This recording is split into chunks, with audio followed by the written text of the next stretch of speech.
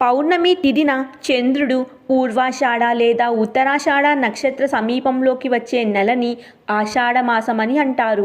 దీనినే శూన్యమాసమని పిలుస్తారు. ఉత్తరాయ పుణ్యకాలం పూర్తయి సూర్యుడు మిథున రాశి నుండి కర్కాటక రాశిలోకి ప్రవేశించడంతో దక్షిణాయనం మొదలవుతుంది. ఆషాఢశుద్ధ పాడ్యమి నుండి ఆషాఢశుద్ధ నవమి వరకు గల తిథుల్లో రాత్రి సమయంలో వారాహీదేవిని పూజిస్తారు.